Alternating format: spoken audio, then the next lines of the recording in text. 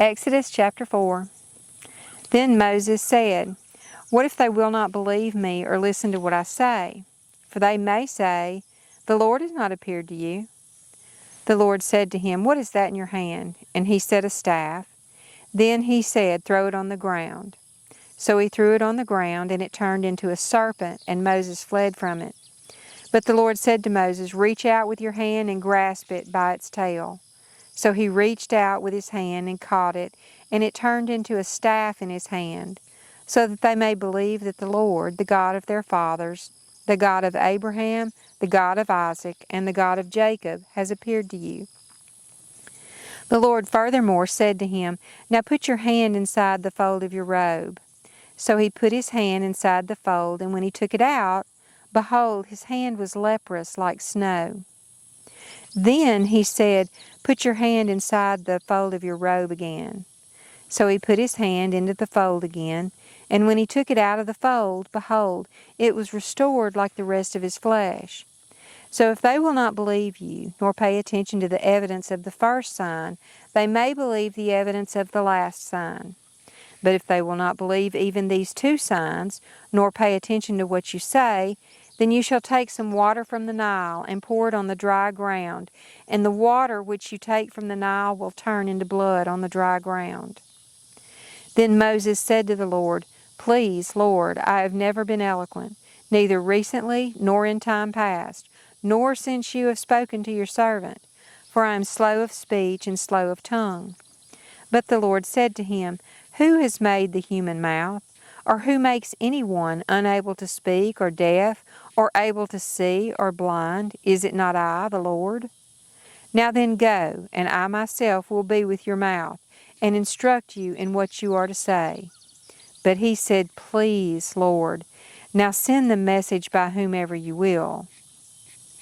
Then the anger of the Lord burned against Moses, and he said, "Is there not your brother Aaron the Levite? I know that he speaks fluently. And moreover, behold, he is coming out to meet you. When he sees you, he will be overjoyed. So you are to speak to him and put the words in his mouth, and I myself will be with your mouth and his mouth, and I will instruct you in what you are to do. He shall speak for you to the people, and he will be as a mouth for you, and you will be as God to him. And you shall take in your hand this staff, with which you shall perform the signs." Then Moses departed and returned to his father-in-law Jethro, and said to him, "Please let me go, that I may return to my brothers who are in Egypt, and see if they are still alive." And Joseph said to Moses, "Go in peace." Now the Lord said to Moses in Midian, "Go back to Egypt, for all the men who were seeking your life are dead." So Moses took his wife and his sons and mounted them on a donkey and returned to the land of Egypt. Moses also took the staff of God in his hand. And the Lord said to Moses, "When you go back to Egypt, see that you perform before Pharaoh all the wonders which I have put in your power. But I will harden his heart so that he will not let the people go. Then you shall say to Pharaoh, 'This is what the Lord says, Israel is my son, my firstborn. So I said to you, let my son go that he may serve me, but you have refused to let him go. Behold, I am going to kill your son, your firstborn.' But it came about at the overnight encampment on the way that the Lord met Moses and sought to put him to death. So Zipporah took a flint and cut off her son's foreskin and threw it at Moses' feet. And she said, 'You are indeed a groom of blood to me.' So he left him alone. At that time she said, 'You are a groom of blood, because of the circumcision.' Now the Lord said to Aaron, 'Go to meet Moses in the wilderness.' So he went and met him at the mountain of God and kissed him.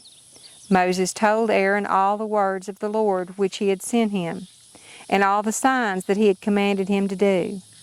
Then Moses and Aaron went and assembled all the elders of the sons of Israel, and Aaron spoke all the words which the Lord had spoken to Moses.